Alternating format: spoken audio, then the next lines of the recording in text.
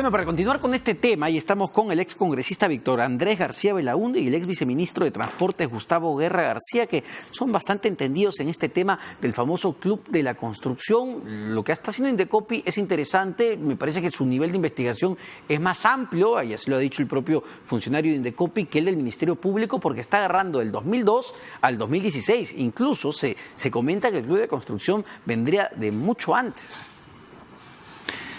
Bueno, yo creo que lo importante es que estamos, digamos, en una primavera anticorrupción, que se está destapando muchísimos problemas que antes se presumía que podían estar, pero ahora lo que hay es pruebas y evidencias de que se han dado y que hay mecanismos por los cuales se puede comprobar los problemas.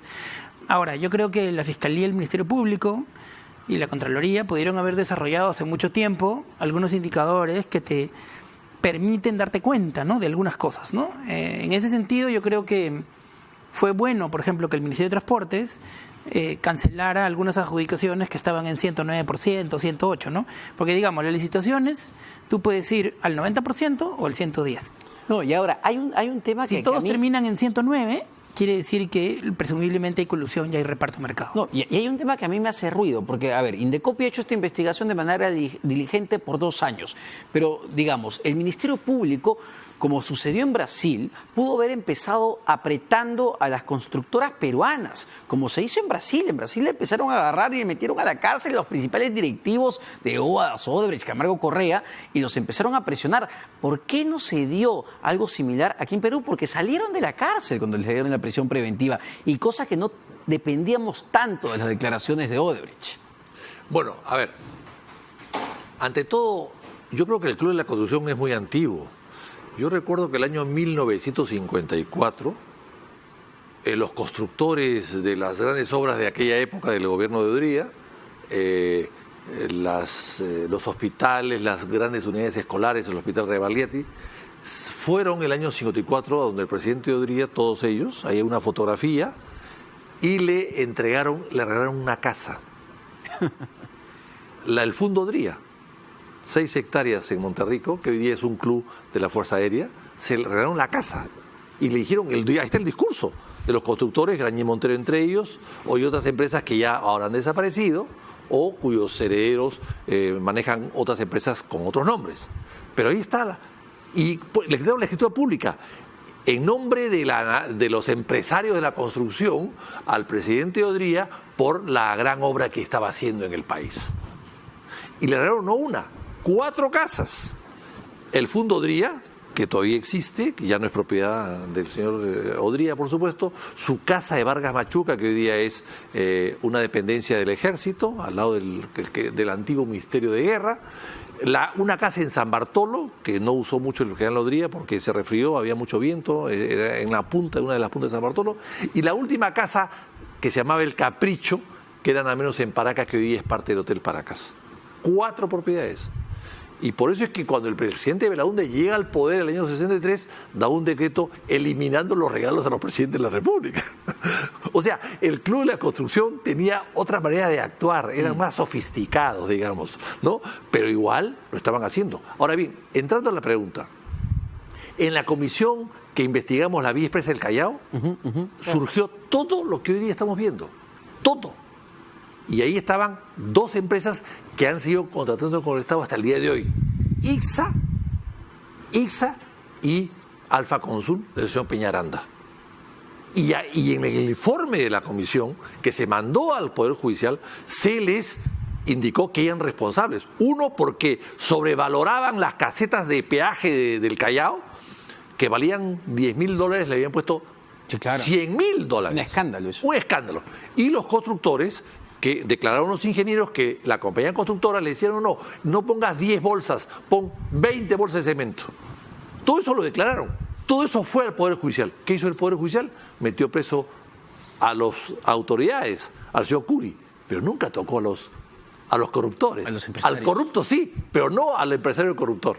Incluso si mal no recuerdo, el propio presidente de la República, Martín Vizcarra, cuando asume como ministro de Transportes y Comunicaciones, él denuncia en repetidas oportunidades que existía un club de la construcción que se habían puesto de acuerdo para no aplicar a ninguna obra pública en protesta de lo que él quería hacer y desarticularlo. Es decir, ya se tenía conciencia muy clara de que existían estos señorones, pero lo que vemos es que aparentemente no ha habido mucha diligencia para meterlos a la cárcel.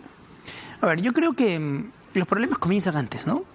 O sea, digamos, primer punto, ¿no? No podemos tener obras caprichosas, como Interoceánica del Sur. Interoceánica, la obra más claro. entreguista del Perú, no estaba en el plan del MTC de ninguna parte, fue una obra caprichosa del presidente Toledo. O la Línea Amarilla, una obra caprichosa del primer mandato de Luis Castañeda Locio. Segundo, no podemos licitar cosas sin expediente técnico, ¿no es cierto? Porque no sabemos cuánto cuesta la obra. Caso de Interoceánica del Sur, de nuevo, caso Línea Amarilla. O sea, tercero, tenemos que ver que los estudios de preinversión se hagan siempre, ¿no es cierto? Y se hagan bien.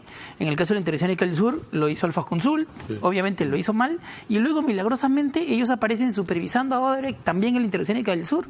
O sea, un desorden total. Entonces, digamos, lo que se tiene que hacer principalmente es volver a lo básico. La planificación del Estado tiene que ser clara, las obras tienen que ser correctamente priorizadas, los estudios de preinversión tienen que hacerse bien y el SNIP no puede seguirse flexibilizando como se ha venido flexibilizando. Se ha flexibilizado solo porque PPK decía, cuando le decían a PPK, ¿usted por qué exoneró la Interoceánica Sur del SNIP? Y él decía, no, es que el SNIP no sirve. Claro, como no sirve, lo flexibilizan. Pero yo pregunto, ¿no? Si sabemos, porque hay un montón de informes, que el 70% de los proyectos se hacen con estudios de mala calidad en la preinversión. ¿La solución es relajar el sistema de inversión pública o la solución debería ser hacer mejor los estudios? Entonces, el tema de fondo es que todas las partes del ciclo de un proyecto tenemos que hacerla bien y tenemos que hacerla con capacidad, ¿no? Y el momento de la licitación es crítico. Las obras tienen que tener un precio final muy parecido al expediente técnico, no más. O sea, si basta, digamos, Vitocho en off veníamos discutiendo el tema de, oye, los supervisores, ¿no? Claro, hay una forma bien fácil de saber cuando una obra está mal supervisada. Miren las unidades ejecutoras, en qué unidades ejecutoras el promedio del costo de los expedientes técnicos es mucho más bajo que el precio final de la obra. Porque cuando eso pasa, y a veces hay casos en que se duplica el valor de la obra, ¿no es cierto? Obviamente lo que está ocurriendo es que tienes una colusión entre la supervisora, el ejecutor y la firma constructora, y todos son estos los problemas que hay que evitar, ¿no? Y esto parte también, por ejemplo, el Club de la Construcción se llegó a investigar que partía de una entidad tan importante dentro del Ministerio de Transportes y Comunicaciones como Provías. Incluso en la investigación fiscal inicial que ve el tema del Club de la Construcción, se había identificado a 30 funcionarios de Provías. La pregunta es si estas redes de corrupción dentro del propio ministerio, dentro de Provías, se han desarticulado o siguen simplemente hablando bajito, pero están ahí. Bueno, yo quiero remitirme un poco a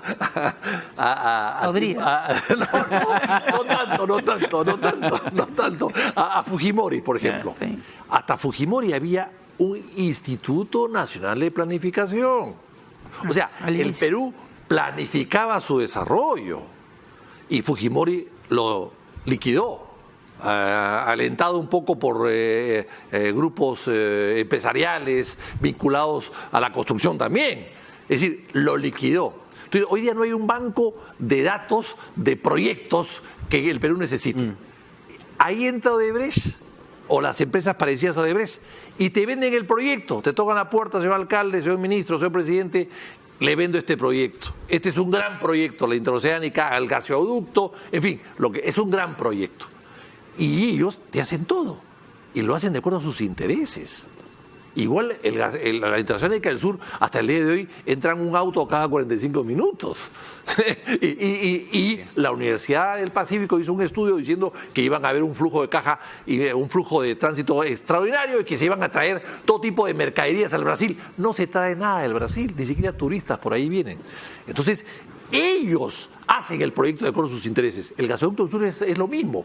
Pasó de 1.200 millones a 7.000. ¿Por qué? Porque 4.500 son la construcción del gasoducto. Y en vez de traer un gasoducto pequeño, a traer un gasoducto inmensamente grande que nunca se va a llenar. Y esa diferencia la paga el Estado durante 30 años, $900 millones de subsidios. Además de dejarles ganar por la construcción. O sea, lamentablemente hemos estado en manos el proyecto de desarrollo del país, los planes de desarrollo del país y de infraestructura, la han hecho Odebrecht y compañía, no la ha hecho el Estado. Ahora, ¿qué hacemos, ya para terminar con esto, qué hacemos cuando tenemos a las principales constructoras peruanas metidas en estos casos? Porque claro, a todo el mundo nos resulta molesto decir que estos señores siguen contratando con el Estado peruano, pero claro, ¿de dónde sacamos más constructoras? Y es un problema. Las grandes constructoras del mundo, las canadienses, las americanas, no quieren venir al Perú. ¿Por qué? Pero, perdón, Sí. no quieren venir al Perú por Odebrecht, ¿eh? Claro. Por el tema de Odebrecht. O sea, no han querido venir, quizás ahora vengan, pero no han querido venir. O sea, antes en el Perú había empresas peruanas, nacionales, muchas buenas y decentes, y luego Odebrecht fue copando, absorbiendo y fueron desapareciendo. Y se quedaron solamente las que con ellos compartían corrupción. Claro, en el mercado primero, el mercado de construcción en el mundo entero es el que está más asociado a procesos de corrupción, por varias razones. Sí. Entre otras, es que también una empresa privada puede quebrar si no le pagan a tiempo. Por eso es que muchas veces la corrupción va de un lado o del otro, ¿no? Sí. Ahora, en Estados Unidos, por ejemplo, si uno mira los costos por kilómetro de construcción, de pavimento, de lo que quieras, son más bajos que en Perú, en los promedios, ¿ok? Y la pregunta es, ¿y por qué? Es más, si uno mira promedios europeos, también tienen costos ligeramente más bajos que los peruanos. En Estados Unidos hay más. ¿Por qué en Estados Unidos el costo promedio es más bajo? Porque hay mucho más competencia. Entonces yo creo que sí es súper importante, primero, el retiro gradual de las grandes empresas del cartel brasilero genera una limpieza del mercado de construcción peruana.